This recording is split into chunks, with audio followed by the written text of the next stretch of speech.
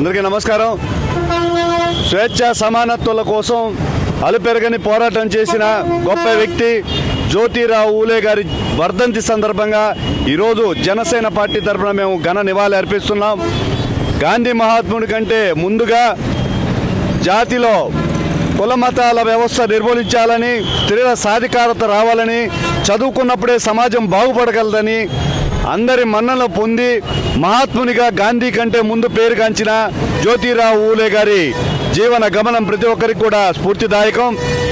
బడుగు బలహీన వర్గాల అభివృద్ధికి ఆయన చేసిన కృషి మనం మరవలేము.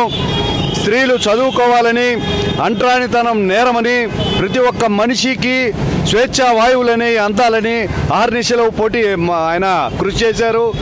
వారి బాటలో ప్రయాణిస్తున్న శ్రీ అధ్యక్షుడు పవన్ కళ్యాణ్ గారు ఇప్పటికీ స్వాతంత్రం లభించి 75 సంవత్సరాలు పైబడినప్పటికీ ఇప్పటికీ కొన్ని వర్గాల వారికి కనీస మౌలిక అవసరాలైన నీరు, ఆహారం, రేషన్ కార్డు ఇటువంటి అందుబాటులో లేని పరిస్థితిని గుర్తు చేసుకుంటూ వీటన్నిటినీ రూపుమాపి మనుషులంతా ఒకటే అనే విధంగా ప్రయాణిస్తున్న జనసేన అధ్యక్షుడు పవన్ కళ్యాణ్ గారి ఆశయ సాధనకు కృషి చేస్తామని తెలియజేసుకుంటూ చరిత్ర ముందుగా పేర్కొనబడిన అంటరానితనం నిర్మూలకైతే ఏమి మహాత్మునిగా పేరుగాంచిన జ్యోతిరావు ఊలే గారికి మరొకసారి వర్ధంతి సందర్భంగా నివాళులు అర్పిస్తున్నాను. జై జనసేన, జై హింద్.